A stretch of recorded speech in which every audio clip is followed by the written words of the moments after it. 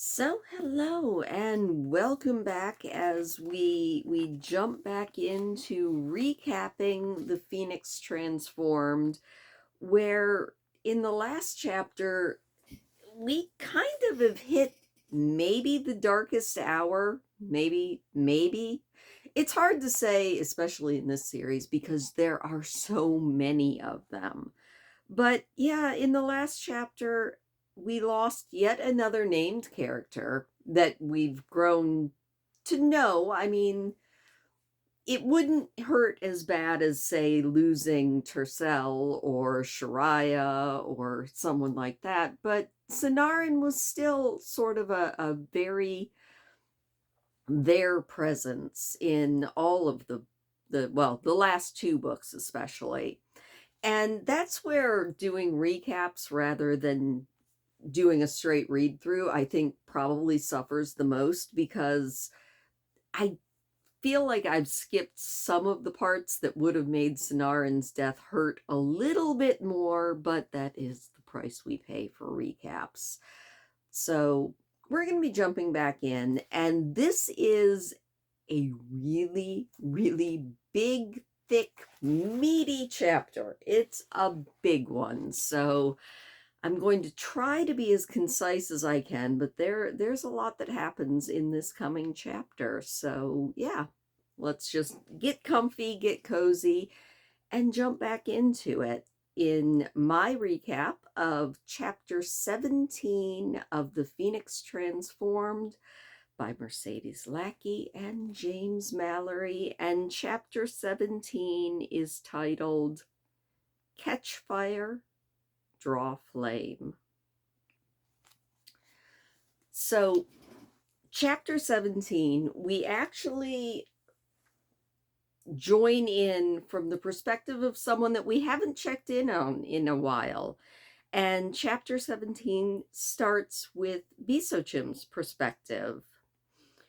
And it begins with, each day's dawn was like new chains of iron bound about his soul, and that none of the men and women in Bisochim's care looked upon him with reproach was a knife in his heart.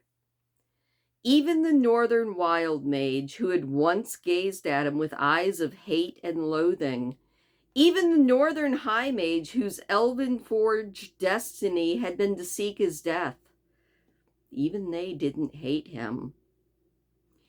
It was the bitterest irony to be found between sand and star that he longed now as ardently for the release of death as he had once yearned to be immortal. Being no longer in existence, it's easy to find upon the sands of the Isvai, even more so now. But to accept that would be to doom his dearest love and the thousands of lives that he held within his grasp. That moment must inevitably come. It was known. When Saravasi, he, everyone, when they all were going to die, was unbearable, and so Bisochim sought to delay that which he wanted to embrace, as others might want food or water. He did not seek death in order to escape pain, or out of fear of what Aniran would do in the moment of her victory, or he did not seek it as an atonement for the blood on his hands. He did want it, though, because in death he would no longer have to remember what he had done. So Bisochim is definitely not, he's not feeling the most stable. I think both Tercel and Harrier have wondered if maybe Bisochim is possibly teetering on the edge of sanity, and it kind of sounds like Bisochim himself is thinking that he is teetering on the edge of sanity. He's deeply regretful of the fact that he now knows that there was another way he could have gone. You know, when Saravase came to him, he could have lived his life with her and just enjoyed it. They could have gone to the elves, and maybe the elves could have helped him figure out what he thought was wrong with the balance, but instead he did what he did, and now he's kind of just paying that price. He did not speak of these things, save to Saravase, and then only in the deepest hours of the night when there were no ears to hear. He would not render the burden of any man or woman here any heavier by the weight as so much of a grain of sand. But there were days without number when the effort of staying silent nearly took all his strength. Those days were terrible enough. Far worse were those when the temptation coiled around his heart and mind like a desert adder to heal his bondage, to end her pain, and thus to doom them all. He knew that he must not. But her suffering was almost unbearable to him, even more for the quiet grace with which she bore it, the love that she showed him when his mind was so choked with horror that he couldn't even speak. And in that frame of mind, the Isvai at last make it to the oasis that they have been hoping to get to. Oasis it had been once, but no longer. When he had first woven his web of lies to entangle the Isvai people, Bisochim had turned the ever-flowing desert spring into a vast lake and caused hectares of meadow to spread themselves around as if it were a garden out of the cold north. Now nothing was here except for the drifting sand. But the power of a dragon-bound mage was yet Bisochim's to command, and in the sennights of their journey to this place, Harrier of the Two Swords had said many times what he would have the oasis become. And so in the cold dawn of the day after they reached the oasis at last, Bisochim strode forth onto the sand and stretched out his hands. The winds rose at his command, swirling and blowing, and when they ceased to swirl and blow, he had surrounded 5,000 hectares of desert with a wall of magic-infused stone, 30 treas thick and 30 treas high. A wall taller than a dozen tall men, and as wide as it was tall. It had 2 openings, one to the east and one to the north, each as wide as it was tall, and each wide enough to allow 3 shotars to pass through side by side. When he had built his walls, Bisochim walked through the northern gate onto ground swept bare by his sand wind, and bespelled everything he had made.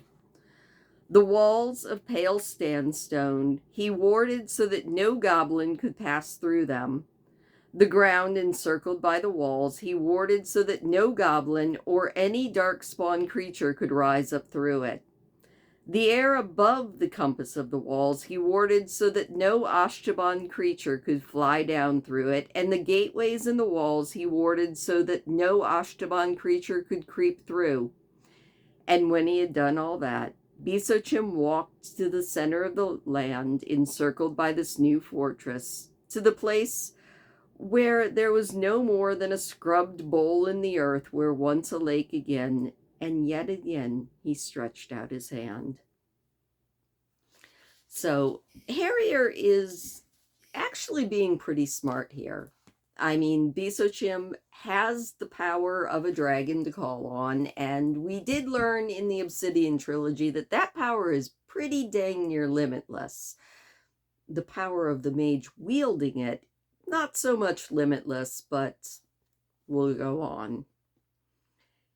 Here the water awaited his call, through its path up from the deep earth, even though it was choked and clogged now by sand. The sun moved by 2 handspans across the sky as he coaxed, summoned, demanded, and begged, and at last water bubbled out of the deep earth, clear and pure, as cold and unfailing, to make once more the great water that he had put here back in the early days of his madness. Lakes and rivers, wells and springs in the farthest north and the uttermost east would fail before this oasis would go dry again. But it still wasn't enough. The oasis must now become a garden to rival the gardens at the Lake of Fire. And so he turned and walked out through the gate again. And this is where Harrier's part 2 of his plan comes in, because they've been saving all of the seeds, all of the grains, they've saved all of the fruit. They pretty much starved themselves across the desert just in hopes that this would work. And so Harrier walks in along with about 100 of the Isvani people who he's handpicked, and they've got their seeds, they've got their fruits, they've got their hoarded desert grass, they've got tent stakes to make holes to drop these seeds into, they've got buckets so that they can dampen the ground, and they're going to try to make a garden. They get to work. Bisochim stretches out his hand, and they get to work planting. He does kind of falter, and Saravase is very concerned about that, and Harrier's like, look, you've done enough, because even Harrier knows that Saravase's power is without limit, but Bisochim's isn't, and he needs to rest. So while Bisochim rests with Saravase, Harrier and the rest of the Isvai who have come into the oasis area get to work making the desert wet, hauling water, planting all of these seeds and crops and everything. And it takes a couple hours, well, about 4 hours, before their meager stores of grain and their little bit of fruit has finally been planted. And then it's Bisochim's turn again. And he stretches out his hand, spreads his magic, and grain, grass, fruit trees come up. And immediately gets cut back down because it grows up fully mature in a span of a couple of seconds. And this is where Harrier bringing in only people he trusted probably was key, because Harrier's plan is, as it ripens, to return every grain of it back to the ground so that they can maybe quadruple their food stores.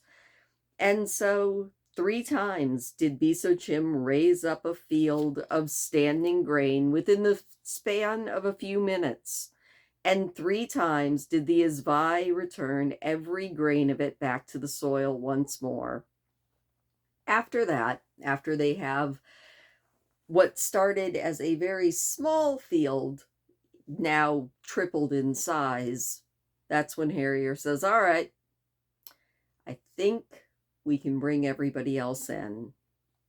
And then we shift perspectives away from Bisochim and back to Tercel, who we rejoin him about 4 days later. They have now been desperately farming for the last couple days. Bisochim raising the wheat up and raising the fruit trees up, and things are looking a little bit better.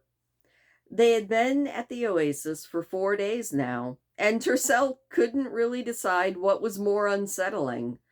The way the place looked, changing almost hourly as more grass and fields and trees were planted and matured, though by now he thought maybe they had covered just about every square inch of ground in something.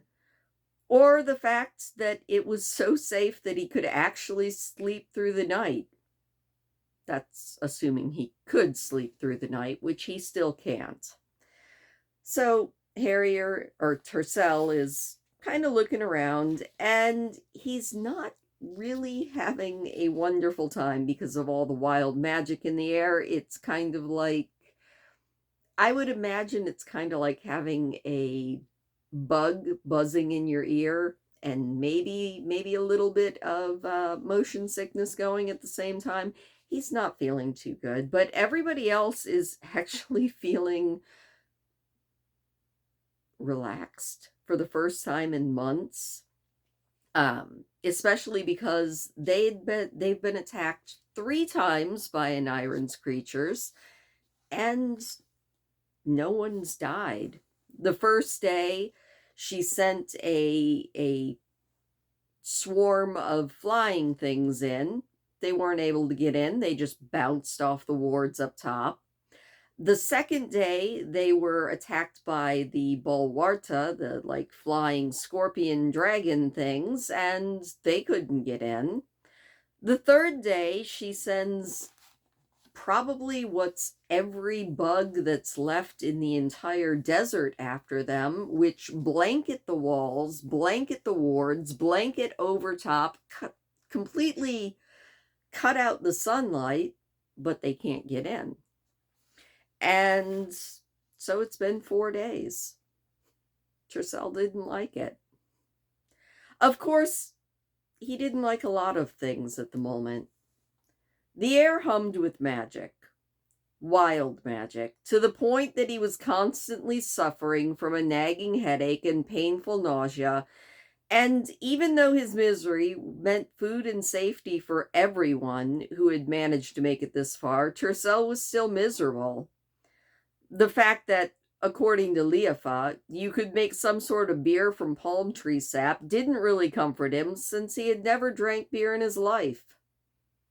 Tercel felt like an outsider. Everybody seemed so happy. Even Harrier seemed happy.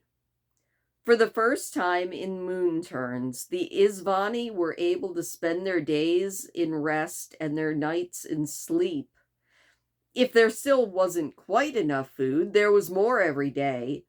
The animals were all gorging until they almost burst. There was fresh fruit, sweet dates, and the olive groves meant that the arrowsmiths were talking about replenishing all of the tribe's long-vanished stores of arrows. So the Isvai are feeling pretty good. This is the most relaxed they've been in a long time, and honestly, Tercel knows that this is not going to last.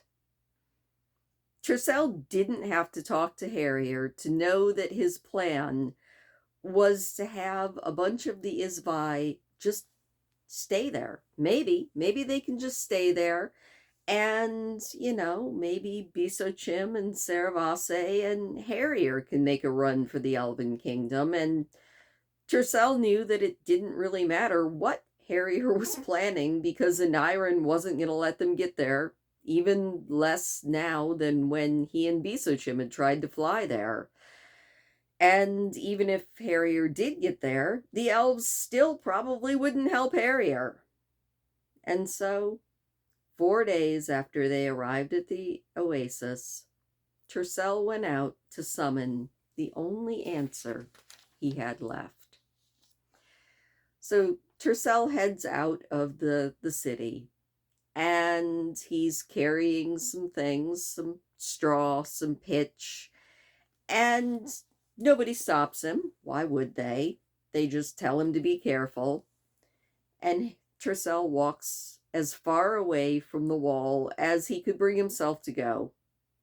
Even knowing that Saravase was on watch, even knowing that of all the people here, he was one of the 3 that Aniran wanted to take alive, even the relief that he felt at being away from the constant background hum of wild magic was not enough to destroy the dread of stepping on one of Aniran's shadow-twisted Jari, or finding himself face to face with shamblers or black dogs or sandwalkers, or...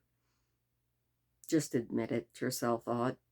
You don't really want to do this, do you? He almost laughed out loud.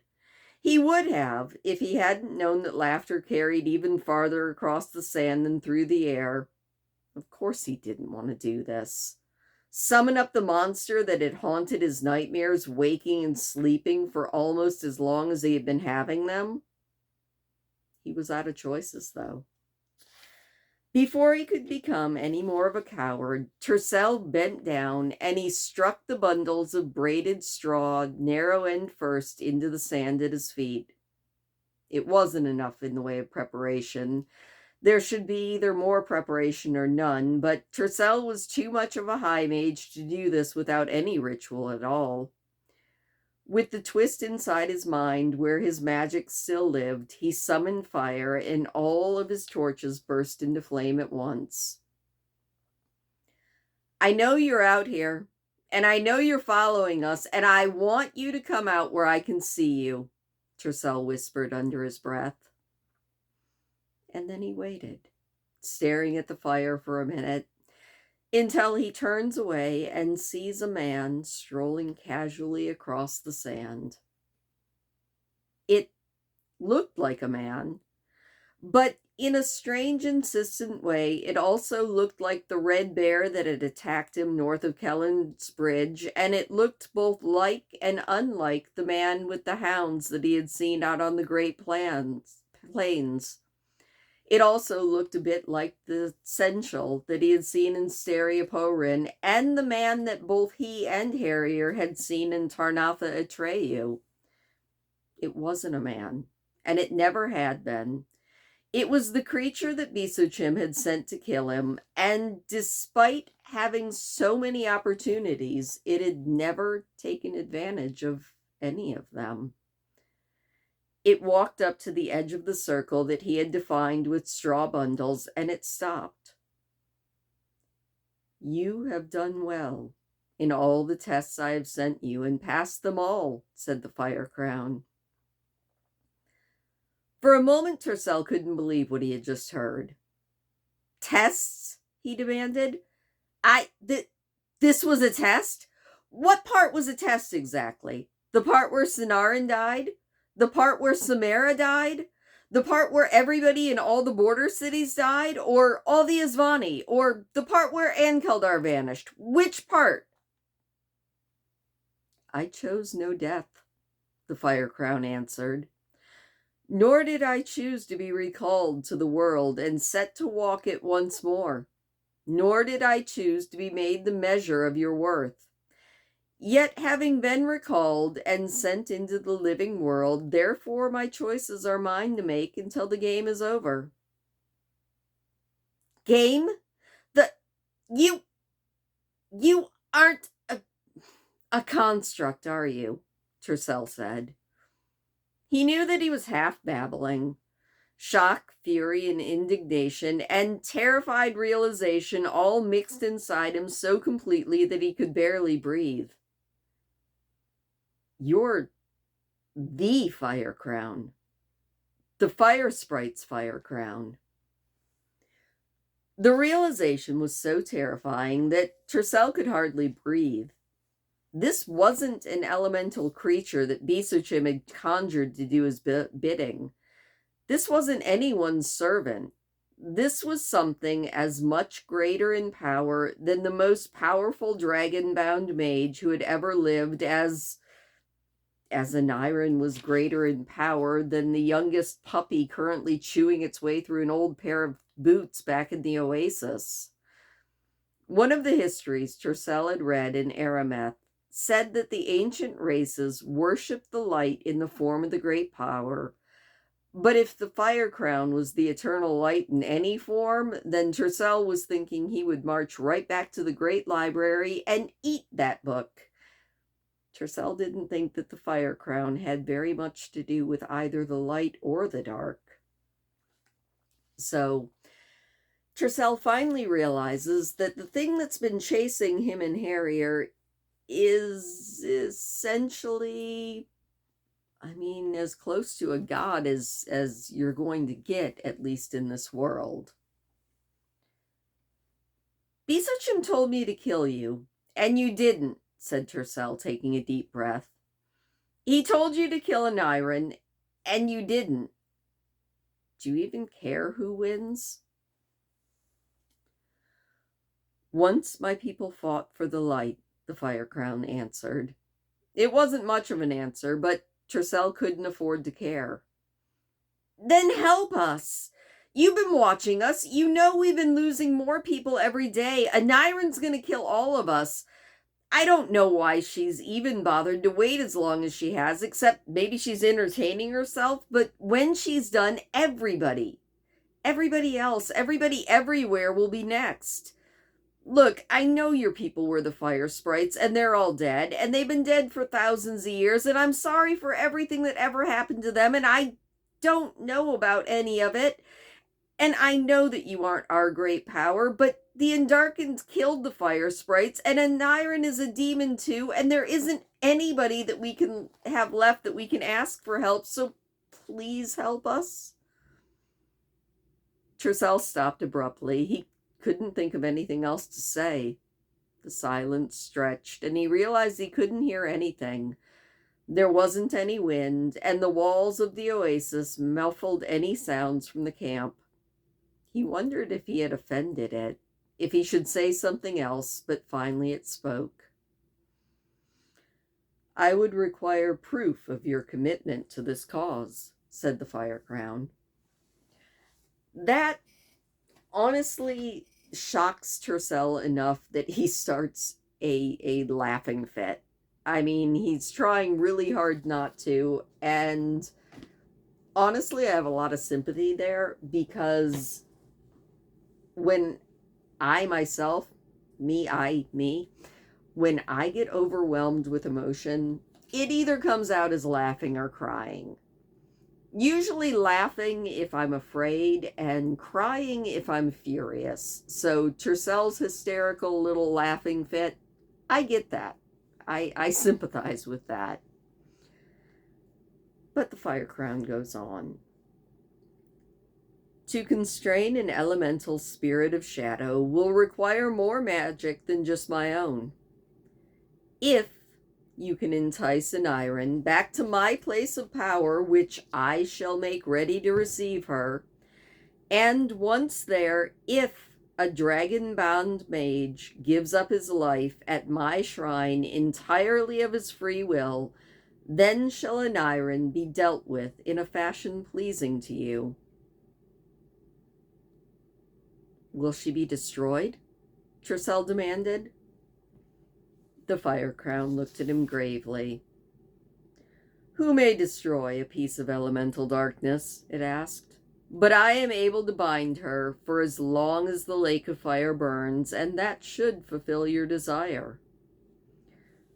Trissel tries to bargain some more and realizes that he's talking to empty air. Having made his bargain, the Fire Crown just poof vanishes. And Trissel is sort of in shock. I mean, not only from like coming face to face with a great power, but also with this bargain that he's been going. And he's thinking about what the Fire Crown said as he gathers up his things and starts heading back towards the oasis. It was at that point that what the Fire Crown had said to him really began to sink in. To destroy Aniran, they would have to go back to the Lake of Fire. The thought of having to turn around and go back the way that they had come made Trissel want to throw himself down on the sand and cry. They had barely made it this far. They had lost something like 3,000 people just getting here. They had lost most of the livestock, all of the hunting falcons, all of the flock guards, most of the hounds, almost everything they owned just to get to the halfway point, and now Trissel was going to have to go to Harrier and say, "Let's turn around and go back the other way." At least they wouldn't have to look far for a dragon-bound mage to give up his life freely. Trissel knew that Bisochim would be willing to do it. He knew that he actually wanted to do it, in fact. But Bisochim couldn't be the one. Because if he died, Saravase would die. And if it didn't work, or even if it did work, they could not afford to lose Bisochim's dragon-bound magic. But everybody had been telling Trissel, almost from the moment that Ankeldar had vanished, that the bond was still intact. even if he couldn't sense it, that he was still a dragon bond mage, even if he couldn't cast a single spell. He was still a dragon bond mage, and he could seal the bargain with the fire crown, and nobody would have to die but him. It was what he had meant to do all along, and he wasn't sure whether he was remembering it or just realizing it all over again.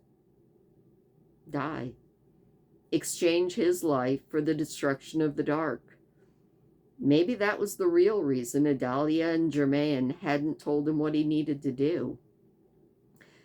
These cheery thoughts that Tercel is having are interrupted by Saravase, who tells him to get into the city, and he can't really bring himself to tell her what he had been doing. In fact, he doesn't really know if maybe he just hallucinated it all, but he turns and he sees the Fire Crown's footprints going up to join where he was standing and then just disappearing.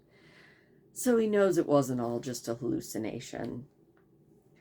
He walks back into the city and he, looks around. It still seems strange to him to see people, eating actual food, drinking like pots of soup and gruel and fruit teas and everything. Tercel wasn't sure that he'd ever take food for granted again. His long ordeal now had a fixed and definite end, and knowing that was strangely liberating. He would need help to get where he needed to go, and he knew that there would be more death before the end, but at least it wouldn't be an end that left Aniron triumphant and a new race of demons ruling over everything. If it worked. If the Fire Crown could do what it said it could. If it kept his bargain. Tercel was too edgy to sleep, so he wandered around for hours as the sun rose and the camp woke to life. The green smells of growing things were jarringly unfamiliar after so much time spent in the desert, but it was good to see trees and even flowers again. It was a little like getting a last chance to say goodbye to everything, and it didn't hurt as much as he had once thought it would. Now it seemed like a last gift to him from the world, and Tercel thought maybe one of the reasons Harrier fought so hard with the wild magic was that because for Harrier, the whole world was now alive and always speaking to him. And Harrier had always gotten into arguments with people, with the weather, with just about everything. Tercel wasn't sure if he would ever be comfortable with thinking of the world as a person, but thinking that the world might understand what he was doing for it and might want to give him a farewell gift was kind of nice in a very strange way. And now I'm going to grab a drink and hopefully we can get the last half of this chapter recap. So give me 1 second. That's better. All right. So Tercel has made this bargain, but he still kind of has to talk it over with Harrier. I mean, just because he knows what he needs to do now, or at least he thinks he knows what he needs to do now, doesn't mean that he's going to be able to bully Harrier into all of this. So he goes and finds Harrier. If I told you there was a solution to all of this, what would you say? Tercel finally said. I'd wish it were true, said Harrier after a moment of silence. What if it is? Tercel said. What if there's a way to stop Aniron? Really stop her. Put her somewhere that she can't do all the things she wants to do. That would be good, right? He heard Harrier sigh. Sure it would, Fair. And if we could do it, I kind of think we might have done it a moon turn ago, or 4, or 3, or, before all our friends died.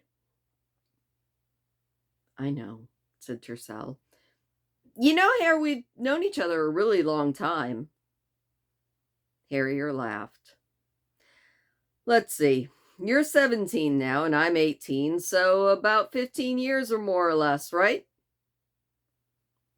So 15 years means I know you well enough to know when you aren't telling me something, and considering what I'm trying to tell you right now, I'd kind of like to know what you're not telling me.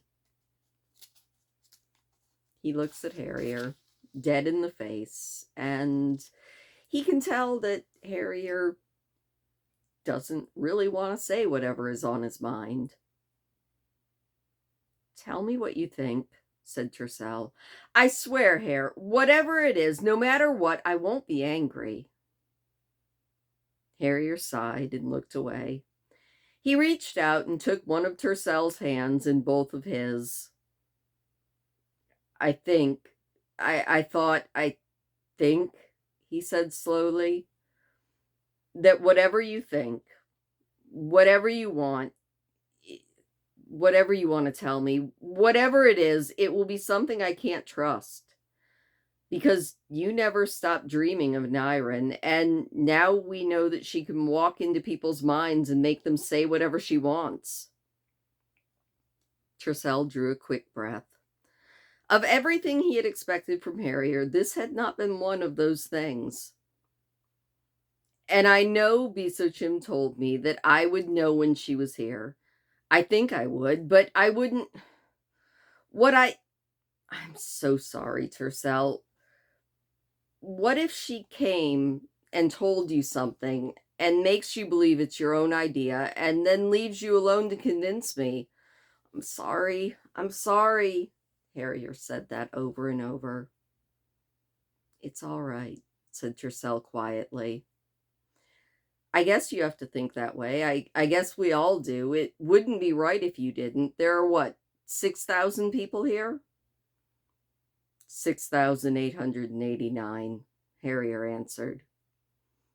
And if you didn't think of things like that, Light Above knows what would happen. But that's not how it was, Harrier. You sleep right next to me, and during the day you ride right next to me. A Nyren would have to be damn quick to show up and convince me something was my idea and vanish without you knowing that she had been there. And when I dream about her, you never notice. They talk a little bit more, and Harrier finally believes that, all right, Tercel's not tainted. Which is good, because Tercel goes on. But it doesn't matter, Tercel said. If you trust me or not, I mean. You see, it isn't even really my plan. He knew that if he couldn't manage to convince Harrier that this plan didn't come from some overshadowing of Nyren's, he had no hope of convincing anybody else. He didn't think Harrier had told very many people what he was worrying about. Probably Shariah, but probably not Bisochim. If the Isvani had talked seriously about killing Eugens in Cave and Magistrate Parazel just because Mistress Palacoons had been possessed, they wouldn't have been any happier with the news that Tercel was having visions. Tercel goes on. Last night, when you were all asleep, I went out into the desert and I summoned the Fire Crown, the red man, that thing that's been chasing us ever since Centaur Shadeen. Tercel remembered the days when Harrier would have greeted a statement like this with outrage.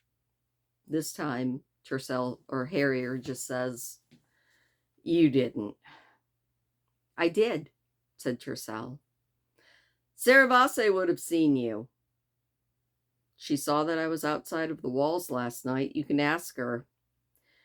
As for seeing the Fire Crown, we were wrong. Or I guess we weren't exactly, because we never did know what was chasing us. We thought it was just some kind of other folk, and Bisochim said that it was an elemental creature that he conjured up at the Fire Sprite Shrine. Well, he guessed that it became an ally of Nyren's when it wouldn't help him. But it isn't, and it didn't. Do you know what the Fire Crown is, Harrier?" "No, and this isn't the..." Harrier began. "It's a great power. Do you know what that is?" Harrier groaned. Yes, no, kind of. They're things. Somewhere between us mages and the wild magic. They aren't older than wild magic, but people used to worship them and now they don't. Used to. As in back in the great Queen Visilar Farkanon's time, when people actually lived in Abiyabadashar, when people didn't actually include people like you and me, said Tercel. Although we had a great power too, I think, long ago before we started worshiping the eternal light. The point is, the fire crown is the great power of the fire sprites. The fire sprites were wiped out by the Endarkened in the Great War. The one with Kellen? No, the one before that. That's a long time ago. Yes, Tercel said. More than 2,000 years of a long time ago, actually. He goes on and tells Harrier how the last war, the one that Kellen was in, that Idalia actually sacrificed herself at one of those shrines to the great powers, and that's what got rid of the Endarkened. And I think Harrier is starting to get an idea, because he's like, you know, telling me that Bisochim used the fire sprite shrine to call up an Iron isn't doing a lot to convince me that this fire sprite god is on our side. The fire sprites fought on the side of light in the Great War, said Tercel. And the fire crown could have killed both of us a dozen times. Bisochim sent it to kill me at least, and it didn't. When I summoned it, that isn't the right word, because I really didn't. I just told it that I knew it was there and it should show itself. When I summoned it, it told me it was testing me. I think the fire crown is even less like a person than an iron is, and I think it's been trying to understand us, the world. Harrier remembers then that the fire crown probably could have killed him and Tercel when he ran into it back in the city. And he's starting to believe a little bit. But Tercel goes on. I asked it to help us, Tercel said. And of course it agreed, right? Said Harrier. It said that if we could get her back to the lake of fire, it could bind her for as long as the lake burns. He didn't think Harrier would ask if there would be anything more involved in the binding. As much as he had told was unbelievable enough. It seemed insane that the future of the world could come down to what was decided between two men, not even 20 years old, talking under some trees in an oasis, but it seems like it had. Tercel, the lake of fire isn't burning anymore. It's a lake now. It wasn't always a lake, said Tercel.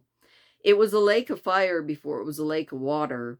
Bisochim destroyed his palace, sunk the cliff, made the lake because Anirim was going to make all of the Izvai climb the cliff and throw themselves into the shrine. I think the fire crown can probably put it back the way that it was in the beginning. I don't know, said Harrier. I don't know about any of this. How do we know that this great power of yours isn't working for Anirim the way Bisochim says that she is? Tercel tries to convince Harrier that they don't really have much of a choice. That he knows that Harrier has this grand plan of making a run for the elves, but it's not going to work. It won't work, Tercel said. You have two plans, and neither one will work. The one that you're thinking of right now is leaving all of us here while you and Bisochim and Saravase make a run for the Elven lands. Saravase won't be able to escape the Izvai on foot any more than she could fly. And if Bisochim is killed, his spells all end. All these walls, all these wards collapse, and we'll all die. If Bisochim gets tainted, he'll take the walls down and the wards, and we'll all die. And if somehow you actually make it into the Elven lands, it doesn't matter. They won't send help. They knew, Germain and Idalia and all of them, that Bisochim was going to call up Aniron since before I was born. Since before Bisochim was born, and you're going to tell me that they couldn't think of anything more useful to do about it than wait for me to show up in their city so that they couldn't tell me anything? They wouldn't help me, and they won't help you. Your other plan. Your first plan is to just keep going until someone in the north notices that something's wrong.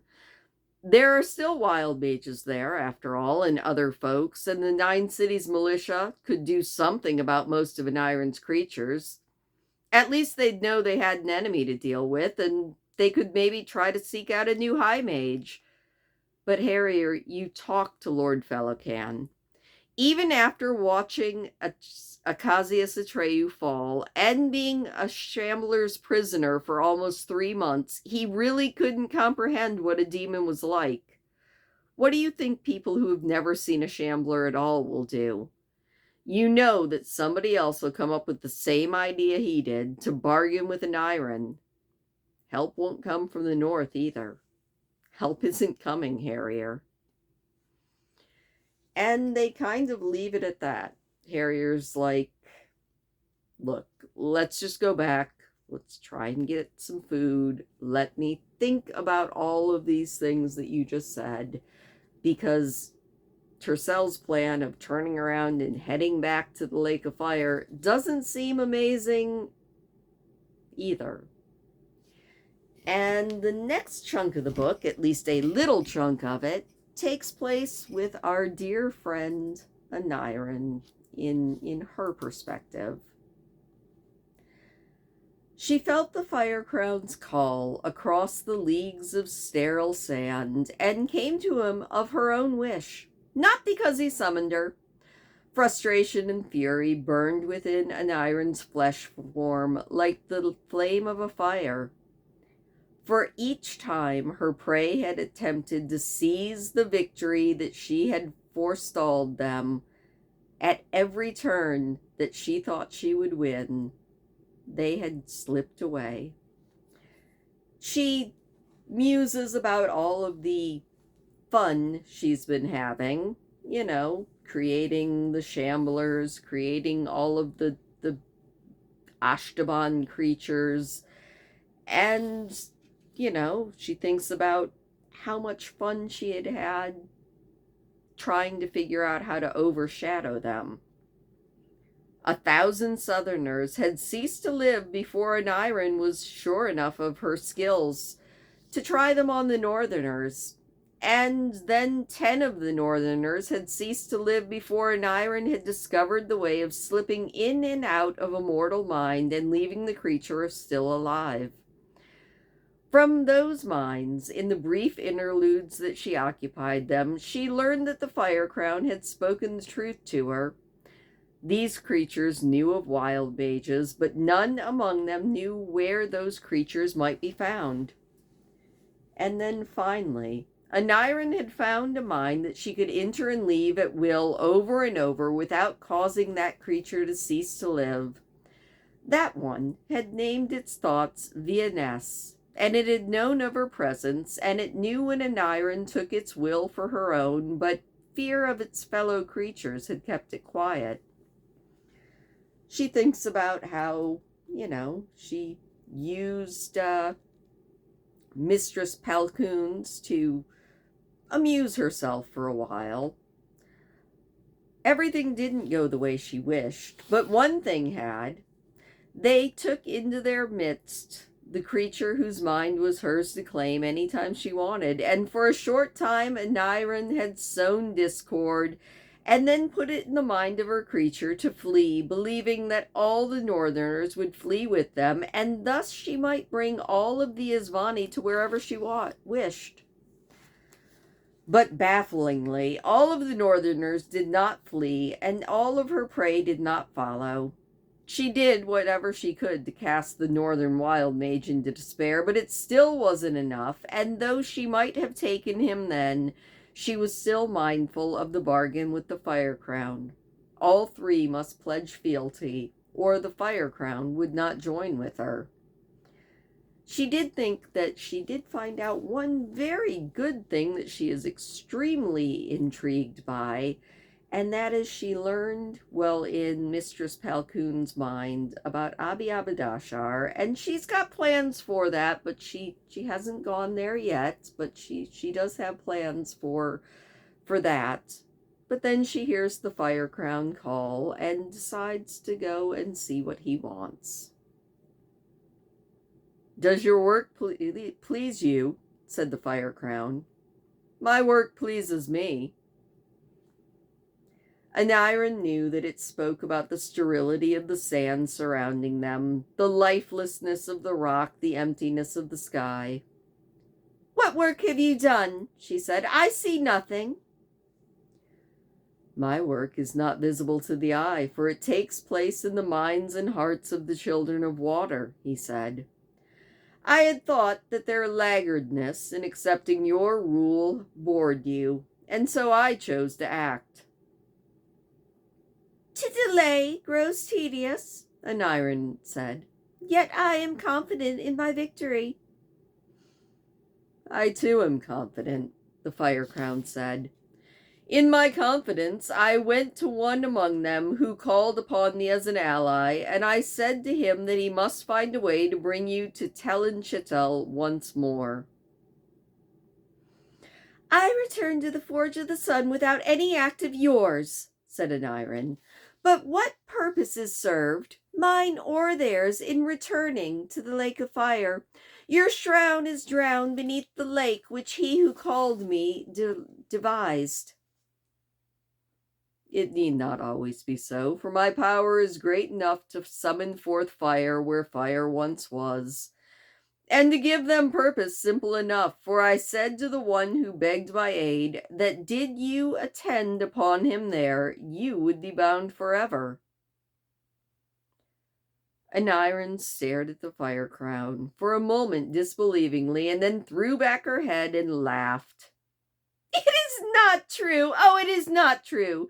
You have lied to them so that when they stand upon the burning shore of your shrine, believing this is the day and hour of their victory, only to find me at your side, they will be cast into such despair that they will fall down and give themselves to me utterly."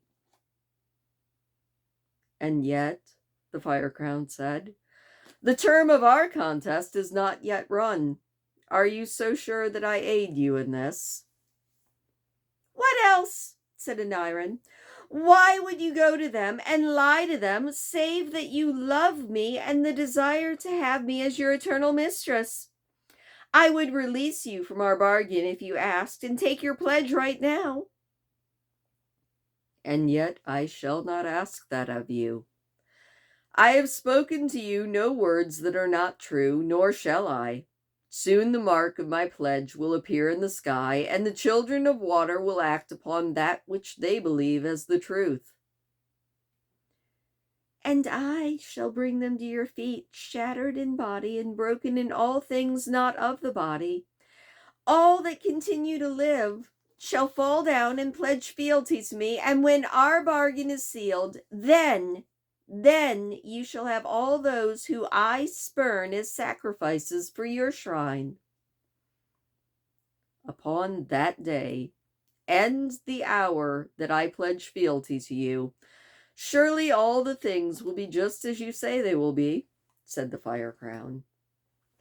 So this is interesting because the Fire Crown is definitely playing both sides, or at least he seems to be playing both sides. He's told Tercel that if a dragon-bound mage gives up their life at the shrine, then he will bind Aniron. But he's also told Aniron that if all three of the mages pledge themselves to her, then he'll join with her. I think a giant neutral powered god is terrifying. And that is where we switch back to the oasis, where things are settling out. They're trying to figure out what to do. Harrier has not made up his mind about anything, and more time has gone on until suddenly there's an earthquake. And Saravase says that she smells something, something that she remembers, but isn't quite sure what it is. Deep rock. It's a deep rock smell. A few days after an earthquake and the deep rock smell, Saravase calls again because she sees something now. And what she sees is burning. She sees back where they came from before, back where the lake of fire was. Something has exploded and they see burning in the sky. And Harrier says, "Now what? I don't see anything." Tercel and Harrier go up and they look. Tercel raised his gaze from the top of the wall. In the distance, there was the brightness of fire.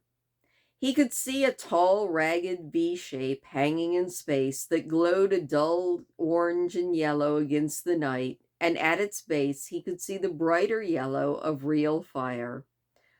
For a moment Tercel couldn't make out what he was seeing, then he understood. Of course. The trees and orchards and fields at Tel and Chittel. Harrier said that the Isvai took everything that they could possibly use when they left, but there still must have been something left behind. "That's the Fire Sprite Shrine," said Tercel. "The Fire Crown's put it back." "I guess he has." "All right. It must be time to pay the price," said Harrier. And that is where the chapter ends. So it looks like after 4 months of struggling, starving, and making their way across the desert, at least Harrier, Bisochim, Saravase, and some of the Isvai are going to have to turn around and go back.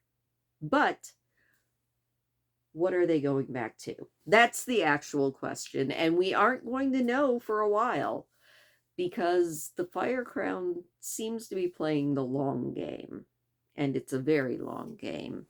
Speaking of long, this was a lot longer than I was planning on it being. We are almost at an hour, so before I actually hit the hour mark, I am going to let you guys go. Let me know what you think. Do you think the Fire Crown is on Tercel's side, or is the Fire Crown on Aniran's side, or is he playing some long con that we haven't imagined yet? Drop your ideas in the comments down below, and I will see you next time. Oh yeah, and don't forget, hit that thumbs up button if you don't mind. It does always make me smile. Subscribe if you hadn't, all those YouTube things, and I will see you next time.